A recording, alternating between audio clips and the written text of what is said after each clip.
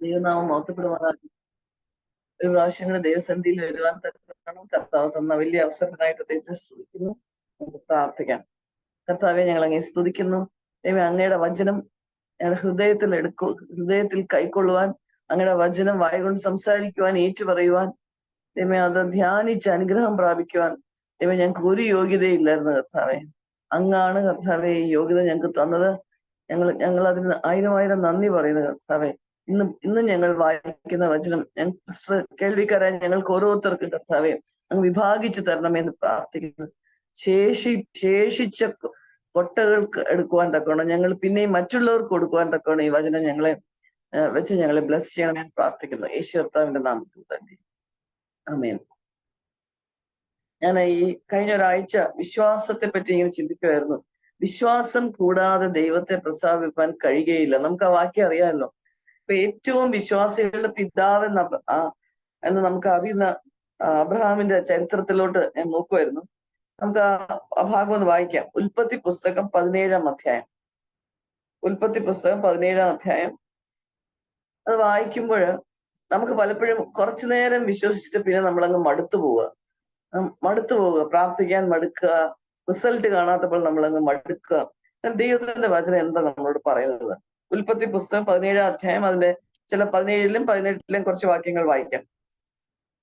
ആകയാൽ 99 വയസ്സായപ്പോൾ യഹോവ അബ്രഹാമിന് പ്രത്യക്ഷനായി അവനോട്, ഞാൻ സർവശക്തിയുള്ള ദൈവമാകുന്നു.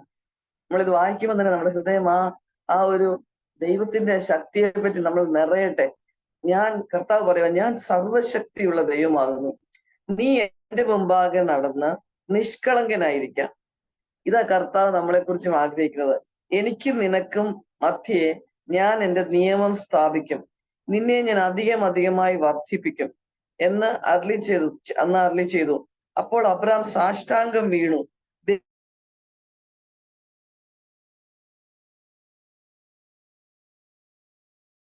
കേൾക്കുമ്പോൾ അബ്രഹാം എന്തായിരിക്കും ചിന്തിച്ചത്? 99 വയസ്സായി. നേരത്തെ 12-ലും 19-15-ലും ഒക്കെ ദൈവത്തിന്റെ വാഗ്ദത്തം ഉണ്ടായിരുന്നു. വാഗ്ദത്തം നിവർത്തി ഇതുവരെ ഒന്നിലും കണ്ടില്ല. പക്ഷെ അബ്രഹാമിനോട് കർത്താവ് പറയുക, നീ ബഹുജാതികൾക്ക് പിതാവാകും. ഇനി നിന്നെ അബ്രാം എന്നല്ല വിളിക്കേണ്ടത്, ഞാൻ നിന്നെ ബഹുജാതികൾക്ക് പിതാവാക്കിയിരിക്കാൻ നിന്റെ പേർ അബ്രഹാം എന്നായിരിക്കണം. ഇത് വായിക്കുമ്പം നമ്മളോട് കർത്താവ് ദൈവത്തിന്റെ വചനം പറയുമ്പോൾ അത് മുമ്പിൽ നമുക്ക് കണ്ട് കാണത്തില്ല നമ്മള്. പക്ഷെ ഈ അബ്രഹാമിന് അത് നടന്നില്ലേ? അബ്രഹാം മരിക്കുന്നവരെ ഈ ബഹുജാതികളെ ഒന്നും അബ്രഹാം കണ്ടിട്ടില്ല. എന്നാൽ ആ കർത്താവ് തന്നെ നമ്മളോടും ഇന്ന് ദൈവത്തിന്റെ വചനത്തിൽ കൂടി ഓരോ വാഗ്ദത്വവും നമുക്ക് മുറയായിട്ട് പടിപടിയായിട്ട് കർത്താവ് പറഞ്ഞു തരുന്നത്. പക്ഷെ ഇത് അബ്രഹാം ചെയ്തതുപോലെ വിശ്വാസത്തിലല്ലാതെ നമ്മൾക്കിത് വിശ്വസിച്ചാൽ മാത്രമേ നമുക്കിത് നമ്മുടേതായിട്ട് മാറുകയുള്ളൂ. അബ്രഹാമിന്റെ ചരിത്രം നമുക്ക് പിന്നെയും നോക്കാം. 5-ാം വാക്യം, ഞാൻ നിന്നെ ബഹുജാതികൾക്ക് പിതാവാക്കിയിരിക്കാൻ നിന്റെ പേര് അബ്രഹാം എന്നിരിക്കണം. ഞാൻ നിന്നെ അധികമായി വർദ്ധിപ്പിച്ച് അനേക ജാതികൾ ആക്കും. നിന്നിൽ നിന്ന് രാജാക്കന്മാര് ഉത്ഭവിക്കും. ഞാൻ നിനക്കും നിന്റെ ശേഷം നിന്റെ സന്തതിക്കും ദൈവമായിരിക്കേണ്ടതിന് ഞാൻ എനിക്കും നിനക്കും നിന്റെ ശേഷം തലമുറയായി നിന്റെ സന്തതിക്കും മധ്യേ എന്റെ നിയമത്തെ നിത്യ നിയമമായി സ്ഥാപിക്കും. എന്തൊരു വാഗ്ദത്തം അത്! അതായത് ദൈവം പറയുക, ഞാൻ നിനക്ക് ഒരു കുഞ്ഞ് തരുമെന്നല്ല. അബ്രഹാം വിചാരിച്ചാണ് എനിക്ക് എങ്ങനെയെങ്കിലും ഒരു കുഞ്ഞിനെ കിട്ടിയാൽ മതി എന്ന്. ബഹുജാതികൾക്ക് പിന്നെയും പറയുക, അധികമായി വർദ്ധിപ്പിക്കും. മാത്രമല്ല, എനിക്ക് ഒത്തിരി സന്തോഷം തോന്നിയത്, എന്റെ നിയമത്തെ നിത്യ നിയമമായി നിന്റെ തലമുറയായി സ്ഥാപിക്കും. മക്കളുടെ കാര്യമായി പറയുന്നത്, ഞാൻ അതാ ചിന്തിച്ചുകൊണ്ടിരുന്നത്. അതായത് മക്കളെ കുറിച്ച് കർത്താവ് പറയുക ഇങ്ങനെ ചെയ്യുമെന്ന്. അതായത് കർത്താവിന്റെ നിയമം അവരുടെ ജീവിതങ്ങളിൽ കർത്താവ് സ്ഥാപിക്കും. ഞാൻ ആലോചിക്കുമായിരുന്നു, അതല്ലാതെ വേറെ ഏതെങ്കിലും നമുക്ക് വേണോ? കാരണം നമുക്കറിയാം, മക്കൾ കർത്താവിന്റെ വഴികളിൽ നടന്നു കഴിഞ്ഞാൽ പിന്നെ നമുക്ക് വേറൊരു സ്വത്തും അവർക്ക് കൊടുക്കേണ്ട ആവശ്യമില്ല. ഇത് മാത്രമായിരിക്കണം നമ്മുടെ പ്രാർത്ഥനയും ആഗ്രഹവും. അബ്രഹാമിനോട് ദൈവം അതാ പറയുന്നത്. അത് കഴിഞ്ഞ് 8-ാം വാക്യം, ഞാൻ നിനക്കും നിന്റെ ശേഷം നിന്റെ സന്തതിക്കും നീ പ്രവാസം ചെയ്യുന്ന ദേശമായ കനാൻ ദേശമൊക്കെയും ശാശ്വത അവകാശമായി തരും. ഇത് വായിച്ചപ്പോൾ ഞാൻ ചിന്തിക്കുമായിരുന്നു, ശാശ്വത അവകാശമായി കനാൻ ദേശം കൊടുക്കും. നമുക്കറിയാം കനാൻ ദേശം നമ്മൾ വചനം മുഴുവനും കൂടെ ഒരുമിച്ചിരുന്ന് പഠിക്കുമ്പോൾ കനാൻ ദേശം സ്വർഗത്തെ അല്ല കാണിക്കുന്നത്. കനാൻ ദേശം കാണിക്കുന്നത് ഈ ലോകത്തിൽ വെച്ച് നമുക്ക് വളരെ അനുഗ്രഹിക്കപ്പെട്ട ഒരു ദൈവമായിട്ടുള്ള ഒരു ജീവിതമാണ് സ്വർഗത്തെ കാണിക്കുന്നത്. അപ്പോൾ ഇവർ ആക്ച്വലി ആ ഫറവോന്റെ അടിമയായി ഈജിപ്തിൽ കിടന്നു. അവിടുന്ന് അവർ വനാന്തരത്തിൽ കൂടി പുറപ്പെട്ടു. ദൈവം അവരെ വിടുവിച്ചു. വനാന്തരത്തിൽ കൂടി അവർ പോകാൻ, അല്ലെങ്കിൽ വനാന്തരത്തിന്റെ അനുഭവത്തിൽ കൂടി നമ്മൾ പോകാനായിട്ടുള്ള നമ്മുടെ കാരണം നമ്മുടെ വിശ്വാസക്കുറവ് മാത്രമാണ്. ദൈവം തന്റെ വാഗ്ദത്തം നിവർത്തിക്കാൻ, നമ്മുടെ ജീവിതങ്ങളിൽ നിവർത്തിക്കാൻ വൈകുന്നത് നമ്മുടെ വിശ്വാസക്കുറവ് മാത്രമാണ്. അവരുടെ വിശ്വാസക്കുറവായിരുന്നു.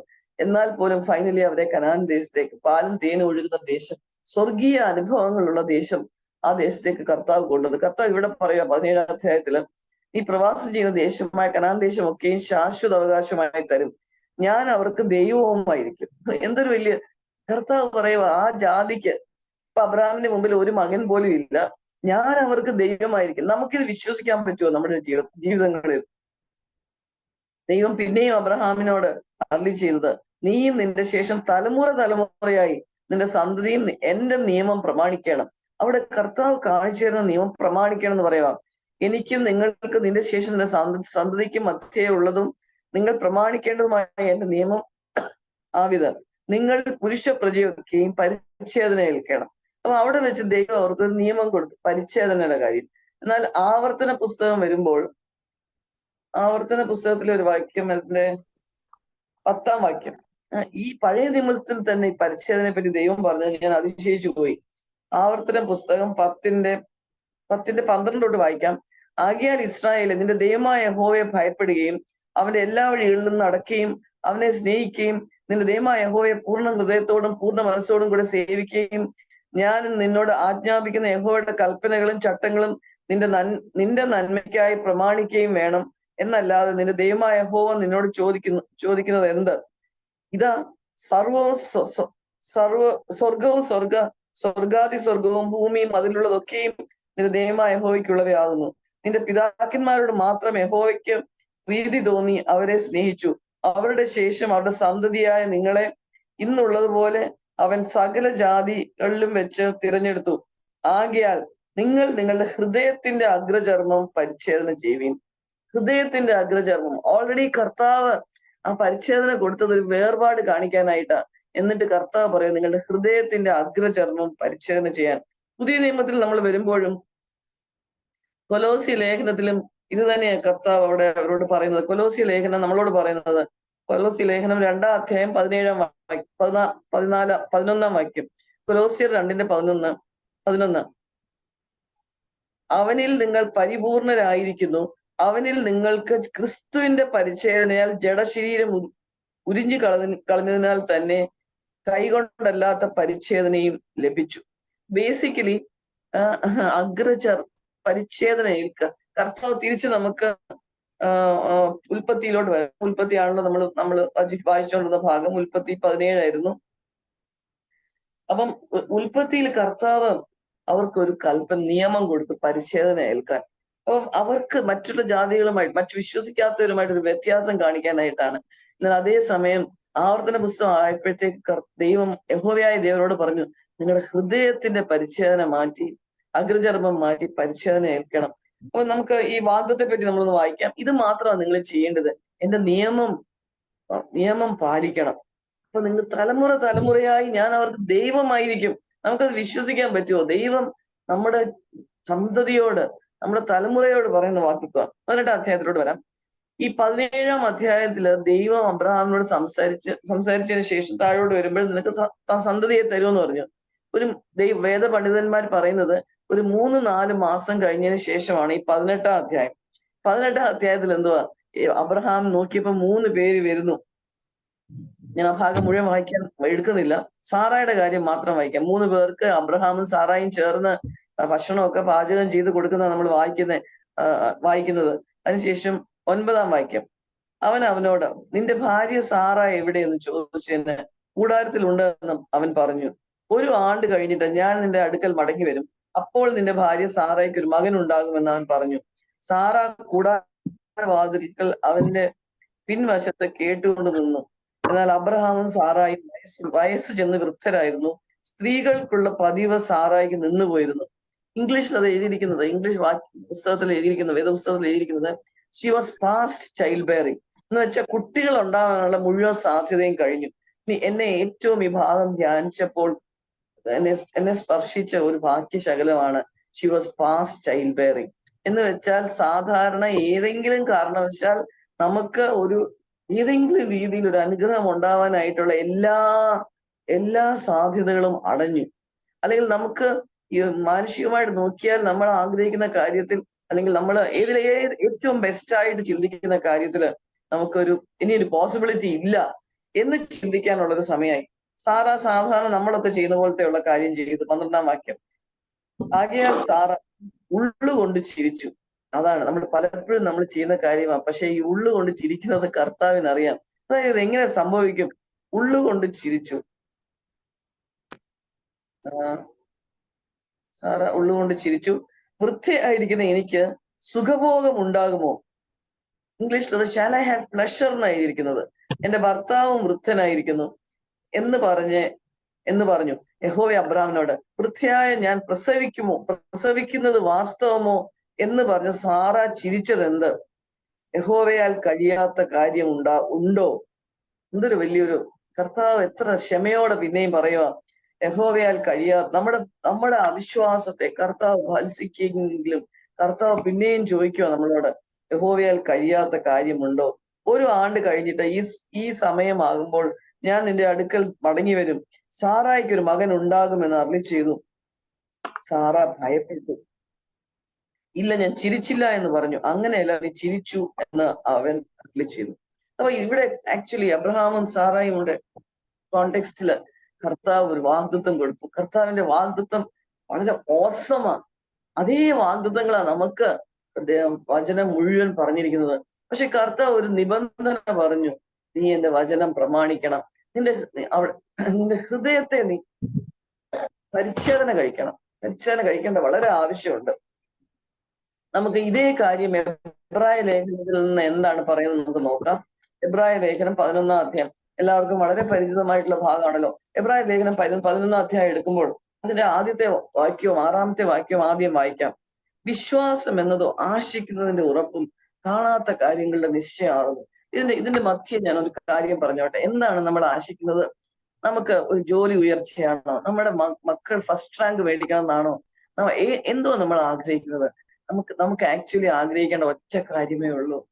ദൈവം നമ്മുടെ ജീവിതം കൊണ്ടും നമ്മളുമായിട്ട് ബന്ധപ്പെടുന്ന എല്ലാ ആത്മീയമായും ഭൗമികമായുള്ള മക്കളെ കൊണ്ടും കർത്താവിന്റെ നാമം ഉയർത്തപ്പെടണം.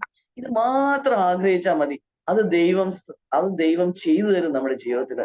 ബാക്കി കാര്യങ്ങൾ അവരെ ആ രീതിയിൽ നമ്മൾ ആഗ്രഹിച്ചാൽ, അപ്പൊ ഇവിടെ ആശിക്കുന്ന കാര്യം അതാണ്, ആശിക്കുന്നതിന്റെ ഉറപ്പും. നമുക്കൊന്നും ആഗ്രഹിക്കേണ്ട, മക്കൾ ഫസ്റ്റ് റാങ്ക് മേടിക്കുമെന്നോ ജോലി കിട്ടണമെന്നോ അവർ സെറ്റിൽ ചെയ്യണമെന്നോ അതൊന്നും നമുക്ക് ചിന്തിക്കേണ്ട പോലും ആവശ്യമില്ല. നമുക്ക് ചിന്തിക്കേണ്ട ഒറ്റ കാര്യമുള്ളൂ. കാരണം സത്യം ഒന്ന് മാത്രമേ ഉള്ളൂ, നിത്യത. അതാണ് സത്യം. ഇന്ന് മരിച്ചാലും നാളെ മരിച്ചാലും 10 വർഷം കഴിഞ്ഞ് മരിച്ചാലും നമുക്ക് എല്ലാവർക്കും നേരിടേണ്ട ഒരു കാര്യം നിത്യത മാത്രമേ ഉള്ളൂ. ആ നിത്യതയ്ക്ക് വേണ്ടി എങ്ങനെ കർത്താവിന്റെ സന്നിധിയിലേക്ക് നമ്മളെ അറിയുന്നവരെയൊക്കെ നമ്മളെ അടുത്തോട്ട് വരുന്ന എല്ലാവരെയും കൊണ്ടുപോകാം. നമ്മുടെ എല്ലാ സംഭാഷണവും, നമ്മുടെ എല്ലാ ചിന്തയും, നമ്മുടെ ആഗ്രഹങ്ങൾ ഇതായി കഴിഞ്ഞാൽ നമ്മൾ ആശിക്കുന്നതിന്റെ കാര്യം തീർച്ചയായിട്ടും ദൈവം ചെയ്തു തരും. 6-ാം വാക്യം, എന്നാൽ വിശ്വാസം കൂടാതെ ദൈവത്തെ പ്രസാദിപ്പാൻ കഴിയുന്നതല്ല. ദൈവത്തിന്റെ അടുക്കൽ വരുന്നവൻ ദൈവമുണ്ട് എന്നും തന്നെ അന്വേഷിക്കുന്നവർക്ക് പ്രതിഫലം കൊടുക്കുന്നുവെന്നും വിശ്വസിക്കേണ്ടതല്ലോ. നമുക്ക് എപ്പോഴും നമുക്കുള്ള പ്രയാസമാണ്. ആക്ച്വലി ഇന്നലെ ഇവിടെ ഫ്രൈഡേ ബൈബിൾ സ്കൂൾ ഉണ്ടായിരുന്നു വൈകിട്ട്. അപ്പൊ ഒരു വാക്യം ഞങ്ങൾ ഇങ്ങനെ കേട്ടു. ആ വാക്യത്തില് മർക്കോസ് 9-ാം അധ്യായത്തില് ഒരു മനുഷ്യൻ തന്റെ മകനെയും കൊണ്ട് കർത്താവിന്റെ അടുക്കൽ വന്നു. അപ്പൊ നിനക്ക് കഴിയുമെങ്കിൽ എന്റെ മകനെ സൗഖ്യമാക്കണമേ. കർത്താവ് അവനോട് ചോദിക്കുക. അവന്റെ അവിശ്വാസത്തെ ദൈവം സ്കോൾഡ് ചെയ്തു, അല്ലെങ്കിൽ വത്സിച്ചു. ദൈവം പറഞ്ഞു, നിനക്ക് വിശ്വാസം ഉണ്ടെങ്കിൽ എന്നോ വിശ്വസിച്ചാൽ സകലവും സാധിക്കും എന്ന് പറഞ്ഞു. അത് അങ്ങനെ പറഞ്ഞ അപ്പൊ ആ മനുഷ്യൻ പറഞ്ഞു, ദൈവമേ എന്റെ വിശ്വാസത്തെ ഹെൽപ്പ് മൈ അൺബിലീഫ്, എന്റെ വിശ്വാസം വർദ്ധിപ്പിച്ചു തരണേ. പ്രാർത്ഥന കഴിച്ചു. നമുക്ക് ചിലപ്പോൾ വിശ്വാസം കുറവായിട്ട് തോന്നായിരിക്കും. എന്താ കാര്യങ്ങൾ നടക്കുന്നത്? നമുക്ക് അബ്രഹാമിനെ നോക്കിയാൽ മതി. എത്ര വർഷങ്ങൾ അബ്രഹാം കാത്തിരുന്നത്. നമുക്ക് അത്രയും വല്ലതും കാത്തിരിക്കേണ്ട ആവശ്യമോ? നമ്മൾ ചിന്തിക്കുന്ന കാര്യങ്ങൾ എത്ര വർഷം നമ്മൾ കാത്തിരുന്നു ഇതുവരെ? അബ്രഹാം കാത്തിരുന്ന പോലെ, വിശ്വാസത്തോടെ കാത്തിരുന്ന പോലെ നമുക്ക് കാത്തിരിക്കാം. നമുക്ക് കാത്തിരിക്കുന്ന സമയത്ത്, വിശ്വാസം കുറഞ്ഞു പോകുന്ന സമയത്ത് നമുക്ക് പ്രാർത്ഥിക്കാം. അതാണ് ഇന്നലെ ഞങ്ങൾ ബൈബിൾ സ്കൂളിൽ നമ്മൾ പേടിച്ച് കേട്ടത്. ആ പ്രിയ മകൻ പറഞ്ഞത്, പ്രാർത്ഥിക്കാം, ഹെൽപ്പ് മൈ അൺബിലീഫ്. അത് കഴിഞ്ഞ് നമുക്ക് ഈ വാക്യം ഒന്ന് വായിച്ചിട്ട് നമുക്ക് അവസാനിപ്പിക്കാം. എബ്രായർ 11:11 തൊട്ട് ഞാൻ വായിക്കുക. അതിനു മുമ്പ് 9 തൊട്ട് വായിച്ചോട്ടെ. വിശ്വാസത്താൽ അവൻ വാഗ്ദത്ത ദേശത്ത് ഒരു അന്യദേശത്തെന്ന പോലെ ചെന്ന് വാഗ്ദത്തത്തിന് കൂട്ടവകാശികളായ ഇസ്ഹാക്കിനോടും യാക്കോബിനോടും കൂടെ കൂടാരങ്ങൾ പാർത്തുകൊണ്ട് ദൈവം ശില്പിയായി നിർമ്മിച്ചതും അടിസ്ഥാനമുള്ളതുമായ നഗരത്തിനായി കാത്തിരുന്നു. അബ്രഹാമിന്, ഞാൻ അതാ ഇപ്പൊ പറഞ്ഞു നിർത്തിയത്, അബ്രഹാം ഇസ്ഹാക്ക് കിട്ടിയപ്പോഴത്തേക്ക് സന്തോഷമായി. അബ്രഹാമിന് ഇസ്ഹാക്കിന്റെ മകനായിട്ട് യാക്കോബിനെ കിട്ടിയപ്പോൾ സന്തോഷമായി നല്ല ഇവിടെ എഴുതിയിരിക്കുന്നത്. അവരെയും കൊണ്ട് കൂടാരത്തിൽ പാർത്ത് ദൈവം ശില്പിയായി നിർമ്മിച്ചതും അടിസ്ഥാനമുള്ളതുമായ നഗരത്തിനായി കാത്തിരുന്നു. ഇതാ ദൈവം നമ്മളെ കുറിച്ച് ആഗ്രഹിക്കുന്നത്. നമ്മുടെ ഓരോ കാര്യത്തിൽ നിത്യത എന്നുള്ള ഏറ്റവും വലിയ ഇമ്പോർട്ടന്റ് കാര്യത്തെ വെച്ചിട്ട് വേണം നമ്മൾ ഓരോ നിമിഷവും ശ്വാസം വിടാൻ. അപ്പം അങ്ങനെ അതിൽ 11 തൊട്ട് വായിക്കാം. വിശ്വാസത്താൽ സാറായും വാഗ്ദത്തം ചെയ്തവൻ വിശ്വസ്തനെന്ന് എണ്ണുകയാൽ പ്രായം കഴിഞ്ഞിട്ടും പുത്രോത്പാദനത്തിന് ശക്തി പ്രാപിച്ചു. ഞാനത് വായിച്ചപ്പോ ചിന്തിച്ചു, കർത്താവിന് മുമ്പേ ചിരിച്ച ഒരു മകളാണ്. എങ്ങനെ ഇത് സാധിക്കും? I M past child bearing, എനിക്ക് ഈ കാര്യം നടക്കുമോ എന്ന് ചിന്തിച്ച സാറായ ദൈവം എബ്രായർ 11 വന്നപ്പോഴത്തേക്ക് ദൈവം അതങ്ങ് അതിന്റെ ആ വീക്ക്നെസ് ഓഫ് ഹർ ഫെയ്ത്ത് നമുക്കൊരു വലിയൊരു ആശ്വാസമാണ്. നമ്മൾ എപ്പോഴും വിശ്വാസത്തിൽ ബലഹീനരാകുന്നവരാ. കർത്താവ് പിന്നെയും കോട്ട് ചെയ്ത് പറയുന്നത് വിശ്വാസത്താൽ സാറായും. ദൈവം എത്ര ദീർഘക്ഷമയുള്ള ദൈവം ഞാൻ ചിന്തിച്ചു. നമ്മുടെ ജീവിതത്തിൽ നമ്മൾ വിശ്വാസത്തിൽ കുറഞ്ഞു പോകുന്ന സമയത്ത് നമ്മളെ കൈവിട്ടിട്ട് പോകുന്ന ദൈവം അല്ല. നമ്മുടെ വലങ്കൈ മുറുകെ പിടിച്ചിട്ടുണ്ടെങ്കിൽ ആ മുറുകെ പിടിച്ചിരിക്കുന്ന വലങ്കൈ പിടിച്ചുകൊണ്ട് മുമ്പോട്ട് പോവാൻ ദൈവം നോക്കിയിരിക്കുക. എന്നാൽ ഈ വിശ്വാസത്തിൽ നമ്മൾ പതറാതെ നിന്നാൽ എത്ര സന്തോഷമായിരിക്കും കർത്താവിന്. വിശ്വാസത്താൽ സാറായും വാഗ്ദത്തം ചെയ്തവനെ വിശ്വസ്തനെന്ന് എണ്ണുകയാൽ പ്രായം എണ്ണാനായിട്ട് വിശ്വാസം കർത്താവ് കൊടുത്തു. എന്നാൽ ആ വിശ്വാസത്തെ തന്നെത്താനെ ഹൃദയത്തിലോട്ട് സ്വീകരിച്ചു. നമ്മൾ ഹൃദയത്തിൽ വിശ്വാസം മൂലമല്ലേ കർത്താവിനെ ഹൃദയത്തിലോട്ട് സ്വീകരിച്ചത്. എന്നാൽ അതേസമയം ഇന്നലെ എന്റെ ചെറിയ കൊച്ചുമകള് പിന്നെ ഒരു ആ മുറിയിൽ കയറി ഇരുന്നപ്പോൾ അവൾ പറഞ്ഞു, എനിക്ക് പേടിയാവുന്നു എന്ന്. അപ്പം മോള് പറഞ്ഞു, അവിടെ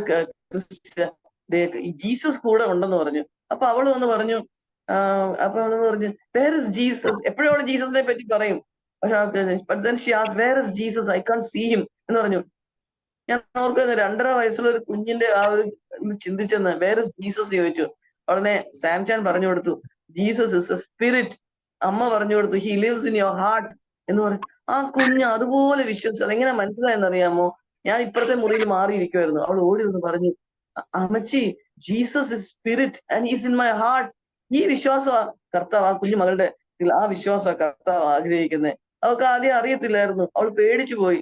പക്ഷെ അവൾ ഉടനെ അത് എന്തൊരു വലിയ സത്യമാ. നമ്മുടെ സംഭാഷണങ്ങളും ഇങ്ങനെ ആവട്ടെ. അതായത് നമുക്ക് അന്യോന്യം വിശ്വാസം വർദ്ധിപ്പിക്കുന്ന സംഭാഷണങ്ങള്. സാറ വിശ്വാസം കുറഞ്ഞു പോയെങ്കിലും കർത്താവ് പിന്നെ അവളെ പറ്റി എഴുതിയിരിക്കുന്നത് വിശ്വാസാൽ സാറായും വാഗ്ദത്തം ചെയ്ത് വിശ്വസ്തനെന്ന് എണ്ണുകയാൽ നമുക്ക് കണ്ണിന് കണ്ടില്ലെങ്കിലും പ്രായം കഴിഞ്ഞിട്ടും പുത്രോത്പാദനത്തിന് ശക്തി പ്രാപിച്ചു. അതുകൊണ്ട് ഒരുവന് മൃതപ്രായവനായവന് തന്നെ പെരുപ്പത്തിൽ ആകാശത്തിലെ നക്ഷത്രങ്ങൾ പോലെയും കടൽപ്പുറത്തെ എണ്ണിക്കൂടാത്ത മണൽ പോലെയും സന്തതി ജനിച്ചു. ഞാൻ ഇന്നലെ സൺഡേ സ്കൂളിൽ എടുക്കുമ്പോൾ കുഞ്ഞുങ്ങൾക്ക് ഇസ്രായേലിനെ പറ്റിയായിരുന്നു പഠിപ്പിച്ചത്. ഞാൻ അവരെ മാപ്പിൽ കാണിക്കുമായിരുന്നു. ഇസ്രായേൽ എന്ന് പറഞ്ഞ ആ മാപ്പിനകത്ത് ആദ്യം മാപ്പ് കാണിച്ചാല് ഇസ്രായേലിനെ കാണാനേ ഇല്ല. സൂം ചെയ്യുമ്പോഴാണ് ചെറിയ സ്ഥലങ്ങൾ വലുതായി വരുന്നത്. ഞാൻ നോർത്ത് അമേരിക്ക, സൗത്ത് അമേരിക്ക അല്ലെങ്കിൽ അമേരിക്ക കമ്പയർ ചെയ്താൽ, ഇന്ത്യ കമ്പയർ ചെയ്താൽ ഇത്രയും ഉള്ളൊരു മാപ്പിലുള്ളൊരു സ്ഥലമാണ് ഇസ്രായേൽ. ഞാൻ മക്കളോട് ഞങ്ങളോട് ഡിസ്കസ് ചെയ്യുമായിരുന്നു സൺഡേ സ്കൂളിൽ. ഇത്രയും ചെറിയ നേഷനാണ് ഇത്രയും അനുഗ്രഹിക്കപ്പെട്ട രീതിയിൽ ഇന്നും മുമ്പോട്ട് പോകുന്നത്. ദൈവം തെരഞ്ഞെടുത്ത ഒരു ജാതി. ദൈവം നമ്മുടെ നമ്മൾ ഒത്തിരി കാണത്തില്ല. ഞാൻ അവിടെ പറയുമായിരുന്നു, തുടക്കത്തിൽ ഒരു അബ്രഹാം മാത്രമേ ഉണ്ടായിരുന്നുള്ളൂ. നമ്മൾ ചിന്തിക്കേണ്ട, ഞാൻ മാത്രം എങ്ങനെയാ വിശ്വസിക്കുന്നത്, ഞാൻ മാത്രം. അബ്രഹാമിന്റെ വിശ്വാസം കണ്ട് സാറ വിശ്വസിക്കാൻ തുടങ്ങി. ദൈവം തന്റെ വാഗ്ദത്തം നിവർത്തിച്ചു. ദൈവം ആഗ്രഹിക്കുന്നത് നമ്മുടെ ഹൃദയങ്ങൾ പരിശോധന ചെയ്ത് ദൈവം മുമ്പാകെ ദൈവ നിയമങ്ങളെ നമുക്ക് എഴുതി തന്നിരിക്കുക. അബ്രഹാമിന് ഇല്ലാത്തതുപോലെ ദൈവം എഴുതി തന്നിരിക്കുക. ആ നിയമത്തെ നമ്മള് പ്രമാണിച്ച് ദൈവ വഴികളിൽ നടന്നാൽ മാത്രം മതി. നമ്മുടെ ഹൃദയത്തിന്റെ അഗ്രചർമ്മം മാറ്റി പരിച്ഛേദന ചെയ്ത് ദൈവ വഴികൾ നമ്മൾ നടക്കുമ്പോൾ ഈ വചനത്തിലുള്ള എല്ലാ വാഗ്ദത്തങ്ങളും നമ്മുടെയാണ്. പക്ഷെ നമ്മുടെ കണ്ണ് എപ്പോഴും നിത്യതയിലോട്ടായിരിക്കണം. അത് മാത്രമേ ഉള്ളൂ. എന്നാൽ മാത്രമേ നമ്മുടെ ദൈനംദിന ജീവിതത്തില് അനുഗ്രഹിക്കപ്പെട്ടവർ. അല്ലെങ്കിൽ നമുക്ക് എപ്പോഴും നിരാശ. ഞാനൊരു കാര്യം പറയട്ടെ, എനിക്ക് വലിയ കഴിവൊന്നുമില്ല, പക്ഷെ എപ്പോഴും എൻ്റെ ഒരു ആഗ്രഹം നിത്യതയെ പറ്റിയ. ഞാൻ പല കാര്യങ്ങൾ മറന്നു പോകുന്ന ആളാ. ഒത്തിരി കാര്യങ്ങൾ ഒരു ദിവസത്തിൽ ഉൾക്കൊണ്ടിരിക്കേണ്ട ആളാ. പക്ഷെ എനിക്ക് പലപ്പോഴും ഒന്നും ചെയ്യാനുള്ള കഴിവും ഇല്ല, ആരോഗ്യവും ഇല്ല. അതേസമയം അത് എങ്ങനെ ചെയ്തു തീർക്കുമെന്ന് അറിയത്തില്ല. പക്ഷെ ഇത് മാത്രം ചിന്തിക്കുമ്പോൾ ദൈവം തന്നെ അടുക്കി ഓരോ കാര്യങ്ങൾ, ദൈനംദിന ജീവിതത്തിലെ ആവശ്യങ്ങൾ, മറന്നു പോകുന്ന ആവശ്യങ്ങൾ, ആ കാര്യങ്ങൾ ദൈവം ചെയ്യിക്കുന്നതായിട്ട് കാണാറുണ്ട്. എത്ര വലിയ ദൈവമായി നമ്മുടെ ദൈവം. അബ്രഹാമിന്റെയും സാറായുടെയും പോലെ വിശ്വാസത്തിൽ കുറഞ്ഞപ്പോഴും ആക്ച്വലി ആ ഇംഗ്ലീഷ് ബൈബിളിലെ ഒരു ഭാഗത്ത് ഏബ്രഹാമും കൂടി ചിരിച്ചതായിട്ട്, തന്നെത്താനെ ഉള്ളിൽ ചിരിച്ചതായിട്ട് എങ്ങനെ ഇത് സംഭവിക്കും?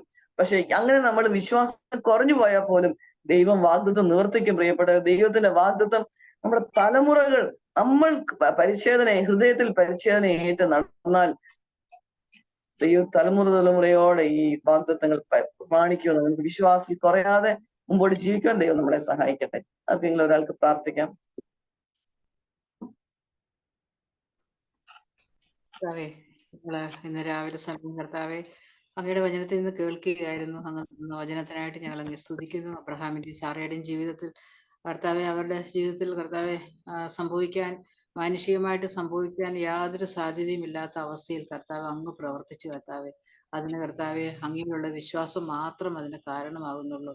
ആ വിധത്തിൽ അവർക്ക് പുത്രോത്പാദനത്തിന് ആ സാറയുടെ ഗർഭത്തെ അങ്ങ് ഉപയോഗിച്ചതിനായിട്ട് കർത്താവെ ഞങ്ങൾ അങ്ങ് സ്തുതിക്കുന്നു. കർത്താവെ, ഇതൊക്കെയും വെച്ചിരിക്കുന്നത് ഞങ്ങൾക്കും ഒരു ദൃഷ്ടാന്തമായിട്ടാണല്ലോ കർത്താവെ.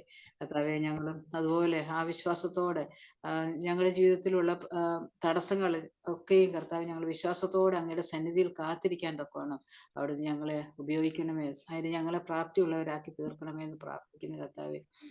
കർത്താവെ, ഞങ്ങള് ഇപ്പൊ കേട്ടതുപോലെ കർത്താവെ, ദൈവ ശില്പിയായി നിർമ്മിച്ച അടിസ്ഥാനമുള്ളതുമായ ആ നിത്യതയ്ക്കായിട്ട് കർത്താവെ ഞങ്ങൾ കാത്തിരിക്കുന്നവരായിട്ട് ഇരിക്കണം കർത്താവെ. ആ വിധത്തിൽ ഞങ്ങളുടെ കുറവുകളൊക്കെ ഞങ്ങൾ ക്ഷമിക്കണമേ കർത്താവെ. ആ സാറയുടെ ജീവിതത്തിൽ ദൈവം വിശുദ്ധനാണെന്ന് അറിഞ്ഞപ്പോൾ കർത്താവെ, അവിടെ